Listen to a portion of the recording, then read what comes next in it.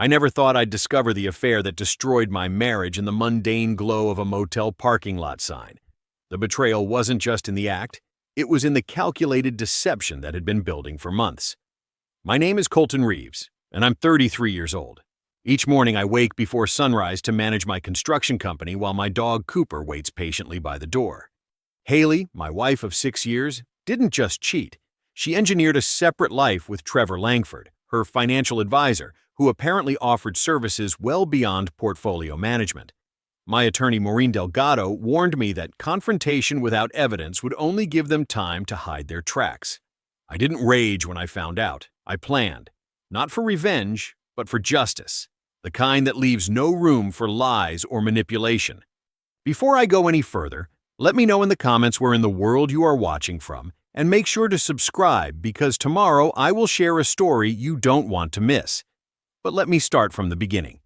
I sat in my truck as dusk settled over the Pinecrest Motel, nursing a cup of gas station coffee that had gone from scalding to lukewarm. The neon vacancy sign flickered in rhythm with my heartbeat, casting an eerie blue glow across the dashboard. 6 years of marriage, and here I was, staking out a motel like some desperate private eye. But sometimes desperation is just clarity without the comfort. Haley had been working late for weeks. Yoga studio expansion meetings, client consultations, business development dinners. I believed her because I wanted to. Because trust is the scaffolding that holds a marriage together, and I was a builder by trade. The familiar purr of Haley's silver sedan caught my attention as it pulled into the lot. She parked beneath the motel sign, its buzzing light painting her blonde hair an unnatural shade. I set my coffee down, hand trembling slightly, and reached for my phone. "Please be meeting a client," I whispered. "Please be anything but what I think this is." But then he stepped out from the shadows, tall, confident, wearing a baseball cap pulled low. Trevor. I'd seen him once at Haley's studio opening, introducing himself as a financial advisor interested in helping small business owners. The way he'd looked at her that night had bothered me, but I'd brushed it off as professional enthusiasm. There was nothing professional about the way his hand slid across her lower back now, or how she laughed. That specific laugh I thought was just for me, as they moved toward room 118.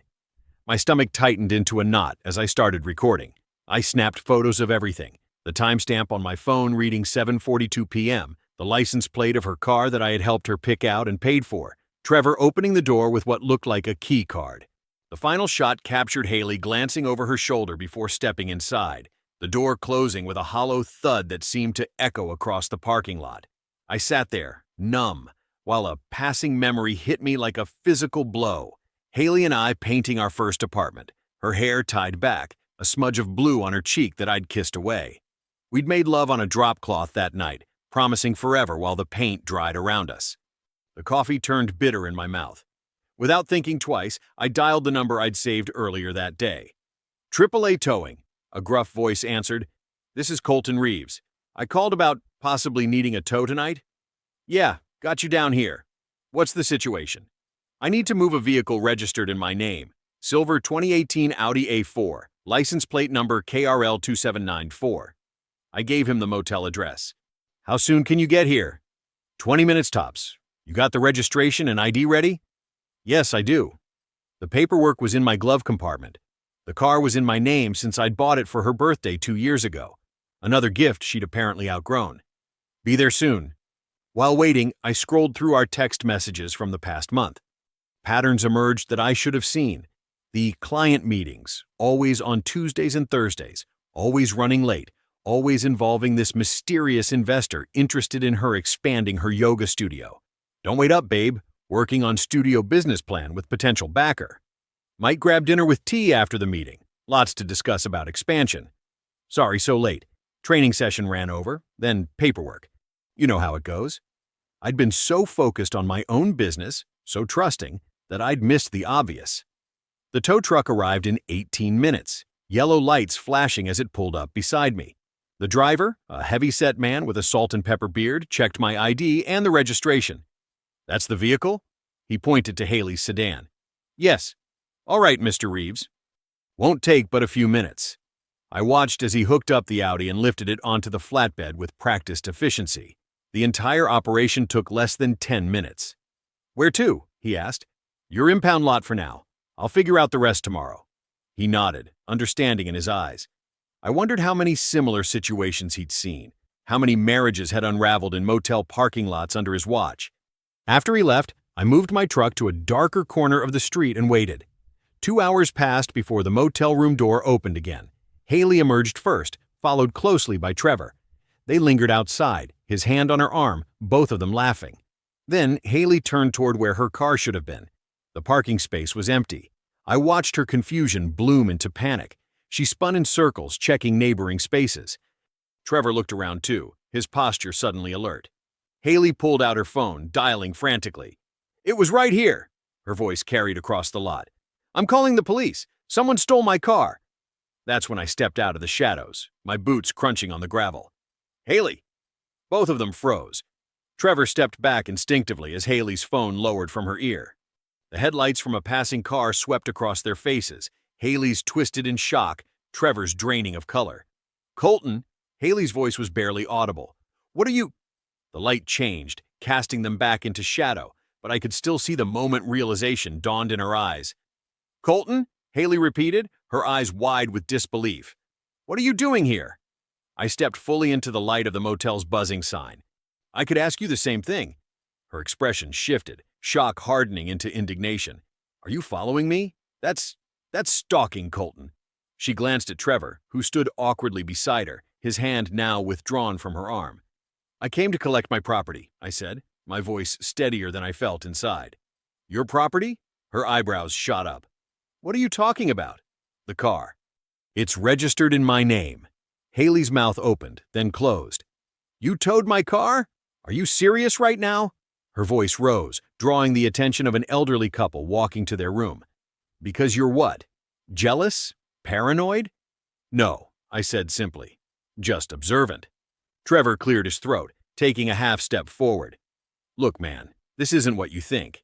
Haley and I were just discussing marketing for the studio," Haley cut in, her voice trembling but defiant. "Trevor's interested in investing. We needed privacy to go over some confidential numbers." I let the silence stretch between us. The motel sign flickered overhead, casting alternating shadows across her face. "In a motel room?" I finally asked. "The coffee shop was closed," she shot back. "And his office is being renovated." Trevor nodded quickly. "Yeah, we just needed somewhere quiet to talk through the proposal." My jaw tightened. I could taste the lie between us, bitter as the cold coffee I'd been drinking. "That's interesting, because I've been sitting here for over 2 hours, and I didn't see either of you carrying a laptop, or papers, or anything that looks remotely like business materials." Haley's face flushed. "We were using our phones. Everything's digital now, Colton. God, you're so old-fashioned." "So, where's the contract?" I asked, keeping my voice even. "What?"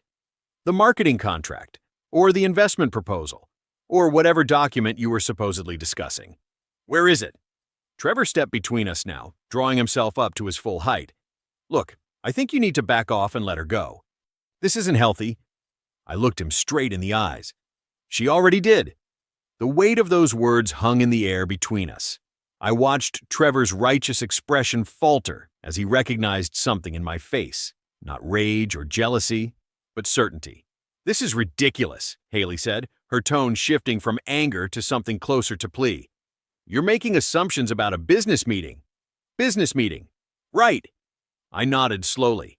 "So you won't mind explaining why you've been charging motel rooms to our joint account under training expenses for the past 3 months?" Her face went white. "You've been spying on our accounts?" "It's our account, Haley. Both our names are on it." Trevor tugged at her arm. "Let's just go. We don't need this." I looked at him then, really looked at him. Expensive watch, wedding band tangled in his pocket. He wasn't just sleeping with my wife, he was cheating on someone too.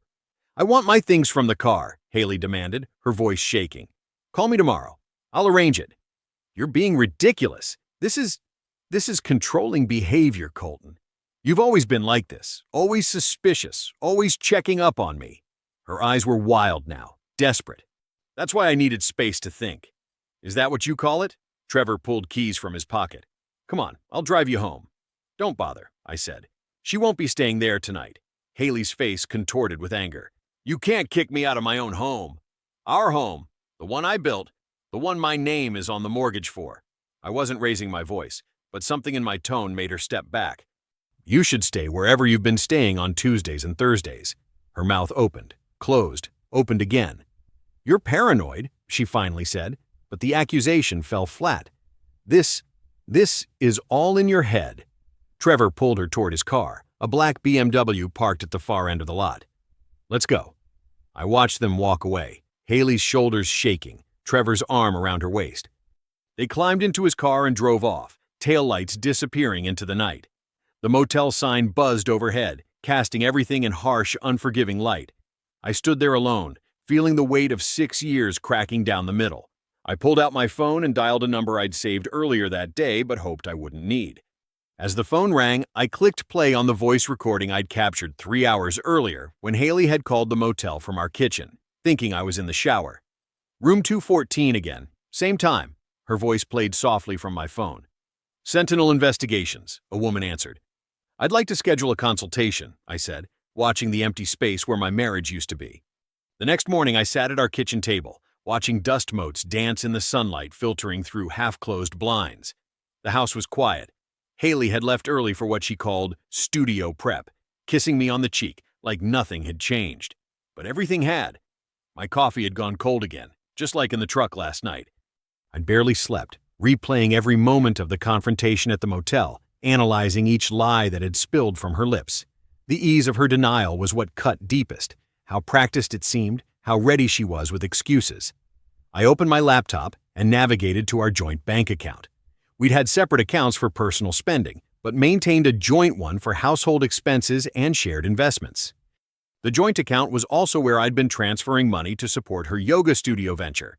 The page loaded, and I began scrolling through transactions from the past 6 months. At first glance, everything looked normal, regular withdrawals for utilities, groceries, the mortgage. But when I filtered for her transactions specifically, a pattern emerged. Regular withdrawals labeled studio development or business training appeared every Tuesday and Thursday, matching the exact dates of the motel visits. $3,000 here, $2,000 there, small enough not to raise immediate concerns, but large enough to drain nearly $30,000 from our savings over the past 4 months.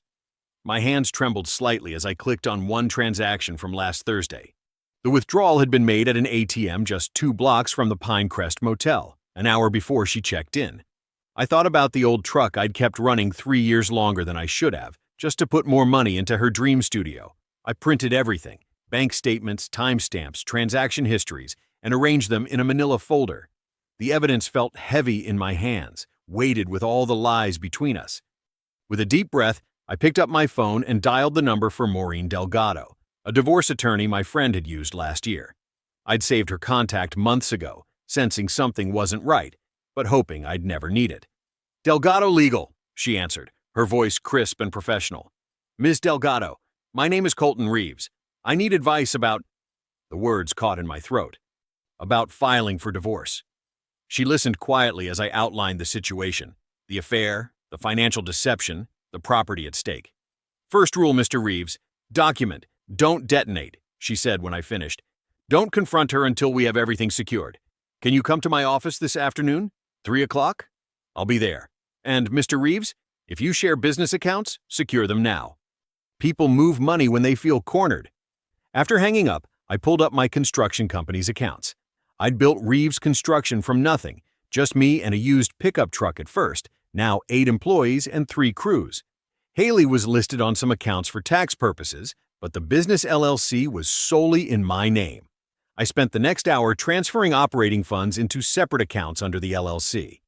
I called my credit card companies and removed her as an authorized user, citing potential fraud concerns. It felt strange, methodically dismantling the financial trust we'd built, but each statement I'd printed reminded me that trust had already been broken. The afternoon passed in a blur of paperwork and quiet phone calls. I met with Maureen, handed over copies of everything I'd found, and signed the initial paperwork. She promised to draft the divorce filing by next week. Remember, she cautioned as I left, normal behavior until everything's filed. Don't give her reason to suspect. By sunset, I was back home, sitting in the living room with a blueprint spread across the coffee table, pretending to work. The front door opened and Haley walked in, dropping her yoga bag by the door. You're home early? she asked, surprise evident in her voice. Yeah, figured I'd get ahead of things, I replied, not looking up from the blueprints. She moved into the kitchen, calling out about her day as if nothing had changed between us. I listened to her fabricate stories about new clients and studio logistics, wondering how long she'd been lying so effortlessly. We ate dinner across from each other, the silence between us broken only by the scrape of forks against plates. She filled the gaps with meaningless chatter while I nodded, studying the woman I'd thought I knew. Later, when she kissed me goodnight, her lips brushing against mine with practiced affection, I felt nothing. She smelled different, not her usual perfume, something sharper, newer. For him, I realized. After she fell asleep, I stood in our bedroom doorway, watching her breathe evenly under the covers, illuminated by the pale moonlight streaming through the window. Tomorrow, I whispered to myself, I start counting everything she's hidden. The morning light slanted through Maureen Delgado's office blinds, casting thin stripes across the polished oak desk between us. I'd arrived 15 minutes early with a leather portfolio tucked under my arm, filled with everything I'd gathered so far. I appreciate you coming in on short notice, Maureen said, her reading glasses perched halfway down her nose as she flipped through the bank statements I'd brought. Most clients come in with emotions. You came with evidence. I'm still processing the emotions, I admitted. But I figured the facts wouldn't wait. She nodded, spreading out the motel photos I'd taken. Smart move. In divorce cases, especially those involving adultery, documentation is everything. I handed her another folder. These are the credit card statements. She's been withdrawing cash before meeting him, probably to avoid leaving a paper trail. They always think they're being clever, Maureen said, arranging the papers chronologically. But patterns emerge. Look here. She tapped her finger on 3 different statements. Cash withdrawals on Thursdays, always between 4 and 5 p.m. Then the motel records show check-ins around 6. The methodical dissection of my marriage felt surreal, like I was discussing someone else's life falling apart. I remembered how Haley used to curl against me on Thursday evenings, claiming she was tired from teaching extra yoga classes. I'd recommend hiring a digital forensic specialist, Maureen continued, interrupting my thoughts. Someone who can legally access her phone records, confirm the patterns we're seeing. We can also trace credit usage for direct evidence of adultery. Whatever it takes, I said. I need to know everything. 2 days later, I found myself sitting in a cramped office at the Pinecrest Motel, across from Earl Simmons, the night manager. His thin face looked tired under the fluorescent lights, but his eyes were sharp. I remember her, Earl said, tapping his fingers against a guest log. Blonde woman, always arrives Thursdays around 6 with the same guy. They usually stay until around 9, sometimes later. I kept my face neutral, though each word felt like glass in my chest. Do you have security footage? Earl nodded slowly. We keep it for 90 days. Insurance reasons. I'd like copies of whatever shows them together, I said, sliding an envelope across his desk. Plus the guest records. My attorney will follow up with a formal request. That evening, I sat at my home office desk with Earl's security footage playing on my laptop. Each grainy image showed the same scene. Haley and Trevor entering room 214, his hand on the small of her back. I compared the timestamps to her calendar, yoga retreats, business seminars, client meetings, all fabrications. My phone buzzed. A text from Haley. Working late again. Don't wait up for dinner, love you. The cheerful emojis felt like mockery now. I didn't respond.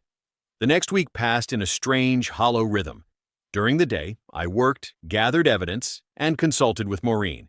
At night, I made dinner alone, pretended to sleep while listening to Haley slip into the guest room, supposedly to catch up on work emails. I knew better now. The digital specialist had confirmed it. Hundreds of texts between her and Trevor, always deleted from her phone but recoverable from the cloud backup. Same pattern every time, the specialist had told me, pointing to a timeline he'd created. She messages him, deletes it, then withdraws cash before meeting. One night, after Haley had fallen asleep, I noticed her tablet glowing softly on the kitchen counter. She'd left it unlocked. Careless, unlike her. I picked it up, hesitating for just a moment before opening her messages. There it was, a thread from Trevor. Same room, same time tomorrow? Earl's working again. The timestamp matched the motel footage exactly. I scrolled up, seeing weeks of messages planning their meetings, complaining about me, discussing their connection. I closed the tablet slowly, setting it back exactly where I'd found it. The last piece had fallen into place, completing the puzzle of betrayal I'd been assembling. My decision was clear now. Divorce wouldn't just be an option. It would be my next move. I sat in Maureen's office, watching her methodically arrange documents across her mahogany desk. The morning sun slanted through half-drawn blinds, catching dust particles that drifted like tiny stars above the paperwork of my dissolving marriage. "We're filing on grounds of adultery and dissipation of marital funds," Maureen explained, her pen hovering over the petition. "I've organized everything chronologically. The judge will see a clear pattern of deception." I nodded, running my thumb over the worn edge of my wedding band. I'd stopped wearing it 3 days ago, but kept it in my pocket, not out of sentiment, but as a reminder of how easily gold can lose its shine.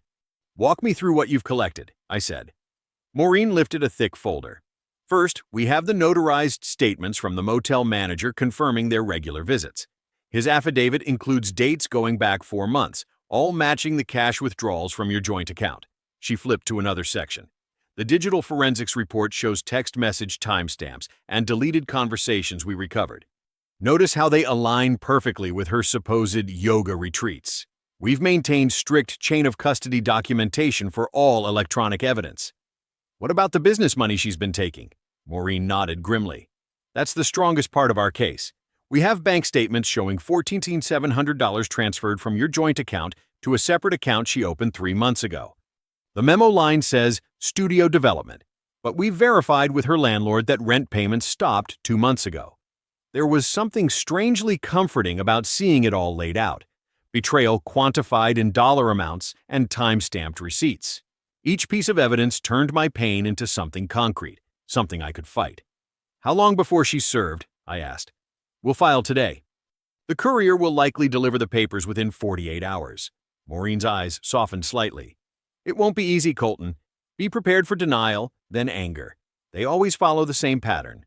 That night, Haley came home later than usual. I was sitting at the kitchen table, reviewing construction bids when she dropped her keys in the ceramic bowl by the door, a wedding gift from her mother. "You're still up?" she said, surprise in her voice. She slid behind me, hands resting on my shoulders. I felt myself stiffen. "Everything okay?" "Just work," I said, not looking up from my papers. She lingered there for a moment, then moved away. "You've been different lately, distant." Her voice carried an accusation that made my jaw clench. "What's going on with you?" I finally looked at her, this woman I'd built a life with, who was now a stranger wearing my wife's face. "Just work," I repeated evenly. 2 days passed in that strange limbo. Haley making coffee in the mornings, asking casual questions I answered with minimal words. Me watching the clock, knowing what was coming. The courier arrived Thursday afternoon. I timed it deliberately, parking in the driveway just as the delivery van pulled up. Haley had just returned from what she claimed was studio inventory. I stayed by my truck, watching as the courier approached our front porch, where Haley stood fumbling with her keys. "Haley Reeves?" the courier asked, extending an envelope. "Yes?" Her voice lilted upward in confusion. "You've been served legal documents. Have a nice day." I watched her face transform as she tore open the envelope, eyes scanning the first page. Shock, disbelief, then fury crashed across her features in waves. She looked up, seeing me for the first time. "What is this?" she demanded, storming down the steps toward me, papers clutched in her fist. "Divorce? Adultery? You're blowing up our life over nothing." The neighbor's curtains twitched. Mrs. Abernathy across the street had paused watering her hydrangeas, watching our drama unfold. I turned toward the house, voice low but clear.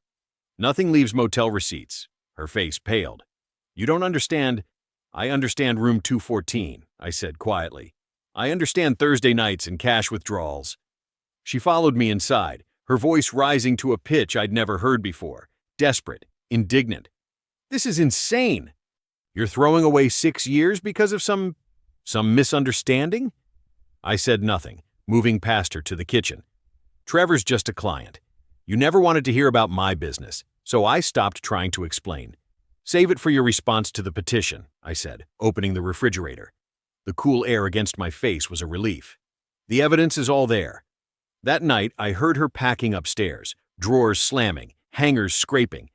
She came down an hour later with a suitcase, eyes red but chin lifted defiantly.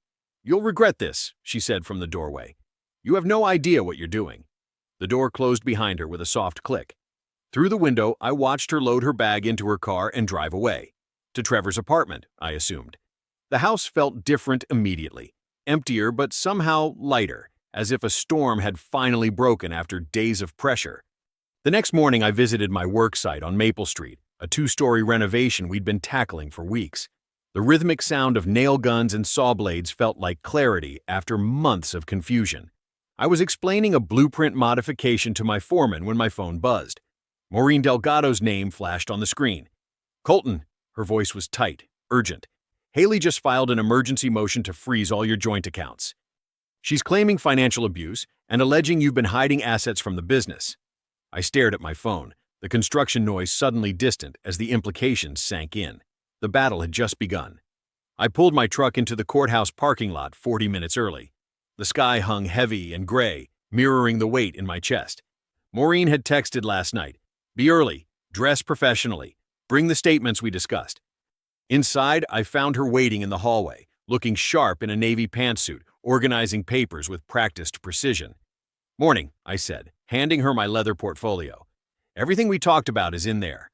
She nodded, flipping through the documents. "Good. Judge Keller runs a tight schedule. He doesn't tolerate theatrics, so let me do the talking." The courtroom doors opened at exactly 9. Maureen and I took our seats at the right table, the polished wood cool under my palms. 5 minutes later, Haley walked in with a man I didn't recognize. Her attorney, I assumed. She'd dressed for the occasion in a cream blouse and modest skirt, hair pulled back, looking nothing like the woman who spent nights in room 214. She wouldn't look at me. Judge Keller entered, a stocky man with silver hair and reading glasses perched on his nose. The bailiff called the court to order, and just like that, my marriage became case number 21CV4273. Haley's attorney stood first, Michael something. He spoke with practiced indignation, gesturing dramatically. "Your Honor, my client discovered that Mr. Reeves has systematically manipulated company assets, transferring funds from their joint accounts into his separate business LLC within days of filing this divorce petition. This represents a deliberate attempt to hide marital assets and financially strangle Mrs. Reeves during these proceedings." I felt my jaw tighten. The memory of those motel receipts burned in my pocket. Maureen rose calmly. "Your Honor, if I may address these allegations with Exhibit A." She approached the bench with our documentation. "These are the articles of organization for Reeves Construction LLC, established 3 years prior to the marriage. Mr. Reeves is the sole member. The transfers represent normal business operations protecting contracts and payroll obligations from potential interference." Judge Keller examined the papers carefully. "And the timing of these transfers?" "Coincidental but necessary, Your Honor. As Exhibit B shows, Mr. Reeves had 3 active job sites with payroll due. The business account required adequate funds." Haley's lawyer jumped in. "But the timing is irrelevant to the legality," Maureen interrupted. "Mrs. Reeves was never a member of the LLC, never contributed capital, and per Section 4 of the operating agreement has no claim to those specific business funds." The judge looked over his glasses at Haley and her attorney. "Do you have evidence contradicting the LLC's status?" Her lawyer shuffled papers. "We believe discovery will reveal commingling of assets, Your Honor." "Believe isn't evidence, Counselor." Judge Keller removed his glasses. "The emergency freeze is temporarily suspended pending further financial discovery. Both parties are ordered to maintain status quo on remaining joint accounts. We'll revisit in 10 days with complete financial disclosures from both sides." Relief washed through me. Maureen squeezed my arm as we stood. Outside the courtroom, I caught Haley whispering urgently to her attorney. When she saw me looking, her eyes narrowed to slits. I turned away, following Maureen down the hallway. 10 days, Maureen said. "We need everything. Receipts, contracts, invoices. Bring your accountant if necessary." The next week disappeared into a blur of paperwork. I dug through filing cabinets, contacted suppliers for duplicates of signed contracts, printed bank statements, and compiled dated invoices proving the business operated independently for years before I met Haley. On Thursday, an unfamiliar email arrived. The sender was anonymous, but the content stopped my breath. Screenshots of text exchanges between Haley and Trevor. "Trevor, my partners are asking questions. James saw us at dinner." Haley, "Just hold on till this is over. We'll have enough." Trevor, "My wife's attorney called mine today." Haley, "Please don't do this. We're so close." I forwarded everything to Maureen. Within hours, she filed a motion citing risk of perjury and requesting additional sanctions. That evening, I returned home to the emptiness that had become familiar. The house that was solely mine, the one I'd bought before we married, the one she'd tried to claim. I moved methodically through each room, placing Haley's luxury items in cardboard boxes, designer bags, shoes, the jewelry she hadn't taken. I created a detailed inventory list, photographing each item. The doorbell rang just as thunder rolled across the sky. Haley stood on the porch, mascara smudged, hair damp from the first drops of rain. "I need my things," she said, voice brittle. "You can't keep them." "I wasn't planning to." I opened the door halfway, blocking entry. "You can take what's yours. Sign for it." "Sign for it?" Her voice rose. "They're my possessions. And this is documentation."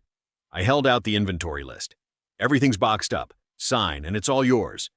Lightning flashed, illuminating the tears in her eyes, whether from frustration or something else I couldn't tell. "This isn't you," she whispered. "You were never this cold. I was never betrayed before." Her gaze hardened as she snatched the pen, scribbling her signature on the form. I helped load the boxes into her car while rain began to fall more steadily. Before she left, she turned to me, water beading on her face. "You'll regret this," she said, the words barely audible above the growing storm. Thunder rumbled in response as she drove away.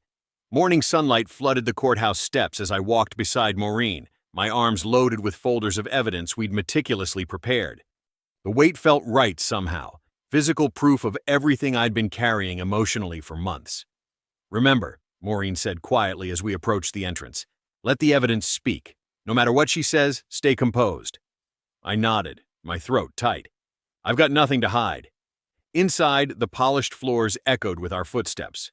The courtroom doors loomed ahead, heavy and imposing. When we entered, I spotted Haley immediately on the opposite side, dressed in a modest navy dress that I'd never seen before. Gone were the flashy accessories she usually wore. This was courtroom Haley, the version she wanted the judge to see. She glanced up as we entered, then quickly averted her eyes. Her attorney leaned over, whispering something that made her shake her head. "All rise," the bailiff called as Judge Keller entered. The morning proceeded with clinical precision.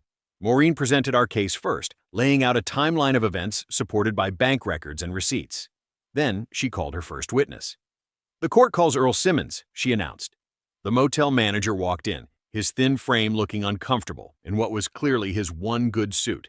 He took the stand, swore his oath, and answered Maureen's questions in a steady voice. "Mr. Simmons, do you recognize this guest log?" Maureen asked, placing an exhibit before him. "Yes, ma'am. That's from the Pine Crest. That's my handwriting at the top of each page. And this signature here appearing 14 times over 6 months? That's Mrs. Reeves. She always paid cash but signed the book." "And was she alone?" "No, ma'am. Always with the same gentleman." Across the room, Haley's knuckles whitened around the edge of the table. Next came the forensic accountant who traced every transaction from our joint accounts to the motel charges, the dinner receipts, the weekend getaways, all disguised as business development or studio expansion.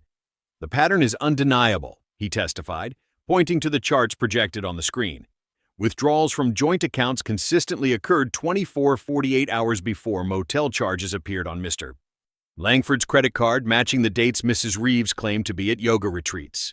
I watched Haley's face, searching for some sign of remorse, but found only calculation behind her eyes. She was still planning, still believing she could talk her way out of this. The notary was Maureen's final witness, a middle-aged woman who looked directly at the judge as she spoke. "Mrs. Reeves asked me to notarize a business loan application. She claimed Mr. Reeves had already signed it but couldn't be present." "And did you notarize this document?" Maureen asked. "I did, and I shouldn't have. When I saw the news about their divorce, I came forward. That's my stamp. But Mr. Reeves never appeared before me." Haley finally broke her silence. "It's not what it looks like," she blurted, half rising from her chair. "Colton was too busy to sign it himself. The studio needed—" "Mrs. Reeves," Judge Keller interrupted sharply, "you'll have your opportunity to speak through counsel." Her attorney placed a restraining hand on her arm, but the damage was done. I could see the judgment forming in the judge's eyes. Maureen moved to her final exhibit, the text messages between Haley and Trevor, displayed on the courtroom screen for all to see. "H, meet me at our usual place. Room 214. I told C I'm at a workshop. T. Already checked in. Brought champagne to celebrate your studio funding. H. Perfect. Can't wait to finally break free from this life. The words cut through me afresh, despite having read them dozens of times. Our usual place. Break free from this life. The life I thought we were building together. Judge Keller's voice broke through my thoughts. Counselor, he addressed Haley's attorney, these exhibits directly contradict your filed statements claiming no marital misconduct. Do you wish to amend your position before we proceed? Her lawyer shifted uncomfortably. Your Honor, context is important. Context is provided by evidence, which appears overwhelmingly one-sided in this case. The judge removed his glasses. I find the documentation concerning possible perjury particularly troubling. Haley stared straight ahead, her expression unreadable. After both sides presented closing arguments, Judge Keller gathered his notes and looked at us over his reading glasses. I will review these materials and issue my ruling tomorrow morning at 9. Both parties are instructed to be present. He paused, gaze moving between Haley and me. I suggest you both prepare accordingly. This court is adjourned until tomorrow. The gavel came down with finality. I exhaled slowly, aware that in less than 24 hours, everything would be decided. The house, the business, the life I'd built, all hanging on tomorrow's judgment. I stood and followed Maureen from the courtroom without looking back, though I could feel Haley's eyes following me. Tomorrow would bring the verdict that would determine the rest of my life. The courthouse seemed smaller the next morning, less imposing somehow. Sunlight streamed through the tall windows, casting long rectangles across the polished floor as I followed Maureen to our table. My tie felt too tight against my throat, but I resisted the urge to loosen it. Haley entered with her attorney a few minutes later. She'd chosen a conservative blue dress, her hair pulled back in a modest style that made her look younger, more vulnerable. I recognized the tactic. She was playing the part of the wounded wife for the judge. All rise, the bailiff announced, and Judge Keller entered the courtroom, his black robe swaying slightly as he took his seat. Be seated, he instructed, settling his reading glasses on his nose and opening a folder before him. The silence in the room felt heavy enough to touch. In the matter of Reeves versus Reeves, he began, his voice clear and unhurried, I've reviewed all evidence submitted by both parties, including financial records, sworn testimonies, and documented communications. He looked up, gaze moving between Haley and me. This court does not take lightly the dissolution of a marriage, nor does it ignore evidence of misconduct within that marriage. My heartbeat quickened. Beside me, Maureen sat perfectly still, only her eyes moving as she watched the judge. Based on the evidence presented, this court grants the petition for divorce filed by Mr. Colton Reeves on grounds of adultery and financial dissipation. Judge Keller's voice remained even, but each word landed with the weight of finality. I exhaled slowly, feeling a strange lightness spreading through my chest. Regarding division of assets, the judge continued, the court finds in favor of Mr. Reeves. He shall retain full ownership of the marital home, the construction business registered under Reeves Construction LLC, and the vehicle currently in his possession. Haley made a small sound, something between a gasp and a protest. Her attorney placed a hand on her arm. Furthermore, Mrs. Reeves shall reimburse Mr. Reeves the sum of $42,000, representing funds inappropriately withdrawn from joint accounts and business accounts for non-marital purposes. Judge Keller paused, removing his glasses. The petition for alimony is denied. Mrs. Reeves has demonstrated capability for self-support, and the evidence suggests the marriage dissolution resulted from her own conduct. Haley's shoulders began to shake. I kept my eyes forward, focused on the American flag behind the judge's bench. Additionally, Mrs. Reeves shall be responsible for all court costs and legal fees associated with these proceedings. The judge's voice hardened. I'm also referring the matter of potential perjury to the district attorney's office for review. This court takes false statements under oath very seriously. The tears came then, Haley sobbing openly as her attorney whispered something to her. I felt nothing watching her cry. No satisfaction, no pity, just a hollow acknowledgement that this chapter was finally closing. This judgment is effective immediately. Court is adjourned. The gavel struck with a sharp crack that seemed to release something inside me. Maureen turned, her typically reserved expression warming slightly. Congratulations, Colton. Clean victory. I nodded, gathering the papers before me. Thank you. For everything. We stood to leave, but Haley intercepted us in the aisle, her makeup streaked down her face. Colton, please. Can we talk? Just for a minute?" Her voice trembled, eyes wide and pleading. "This doesn't have to end like this." "It already has," I replied quietly. "One more chance," she whispered, reaching for my arm. We had 6 years together. I looked at her hand, then back to her face. "You already used it." The words weren't angry or bitter, just true. I moved past her, Maureen at my side, and walked through the heavy wooden doors into the hallway beyond. Outside, the October air felt clean against my face. I shook Maureen's hand one final time before climbing into my truck. Through the windshield, I could see Haley standing on the courthouse steps, watching me. I started the engine and drove away without looking back. That night, Cooper's nails clicked across the hardwood as he patted over and settled at my feet.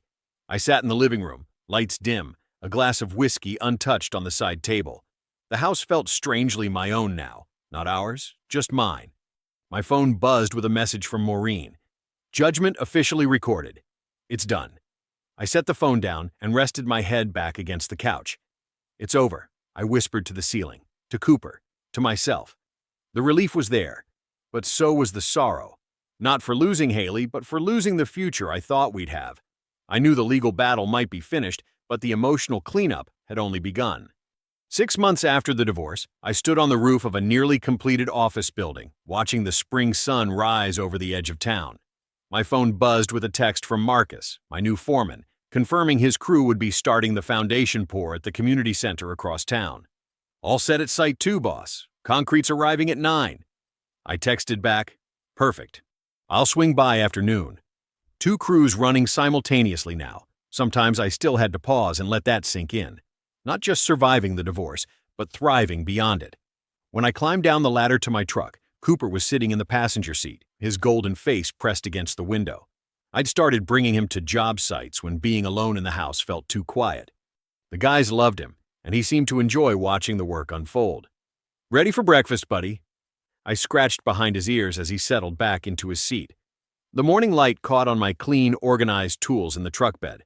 I'd replaced everything that had started to show wear. New drill sets, fresh blades, upgraded compressors.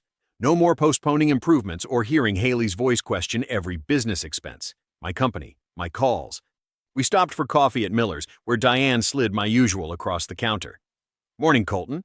Saw your new billboard on the highway. Looks professional." She smiled, dropping a dog biscuit into Cooper's waiting mouth. "Thanks.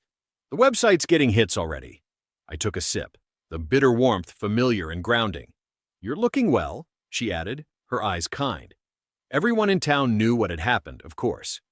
Small places hold few secrets. I nodded, feeling it too. Later that week, I met Maureen for lunch to sign paperwork for a new business account. She'd become more than just my divorce attorney. She was now handling my company's legal matters too. "The LLC expansion looks solid," she said, sliding the forms across the table. "Your credit score has fully recovered. Thanks to your advice about paying down the joint debt first." She smiled, efficient as always. "Smart execution on your part. How's the new crew working out?" "Already booked through summer." I signed where she indicated. "And you?" she asked, her professional tone softening slightly. I considered the question. "Better than expected. Quieter, but in a good way." She nodded. "Peace is underrated." "It is," I agreed. "Any word on the other situation?" Maureen didn't pretend not to understand. "Trevor's wife finalized their divorce last month. She used your case as precedent. Same judge, too. He left his position at Landmark Financial. Ethical violations was the official line." I felt no pleasure at the news, just a distant acknowledgement that actions eventually find their consequences. "And Haley?" I asked, though I wasn't sure why I needed to know. "She attempted to relaunch the yoga studio in February. Her investor discovered the court records during due diligence and withdrew. The space is now a juice bar." I remembered how excited Haley had been about that studio, her dream. I felt a brief, complicated pang before letting it go. "I heard she lost the lease on her apartment," Maureen added, "and the car finally got repossessed." The following weekend, I was picking up supplies at the hardware store when I saw Haley through the window of the 24-hour fitness across the street. She was behind the front desk, swiping membership cards, her posture stiff. A woman I recognized as her former yoga client walked past without acknowledging her. I loaded my purchases and drove away without her seeing me. There was nothing left to say. That evening, I grilled a steak on the back deck, something simple just for myself. Cooper lay nearby, content in the fading light. I'd repainted the house exterior, replaced the porch swing with a wider one, and planted new shrubs along the walkway. Each change made it more mine. After dinner, I sat at my desk and opened my journal, a habit I'd started during those first empty months. At the top of a fresh page, I wrote, "Peace isn't given, it's reclaimed." I closed the book and looked around the living room. Cooper had curled up by the fireplace, his breathing steady and deep. The house felt calm in a way it never had before, not empty, but purposefully quiet. I reached over and turned off the lamp. In the darkness, I could feel the steady rhythm of a life rebuilt, not around someone else's needs or betrayals, but around my own quiet strength. The house stood whole again, and so did I. I believe stories such as this find us for a reason. If this one touches you, please subscribe. I share a new one every day. In the meantime, there are 2 stories on the screen that are even better.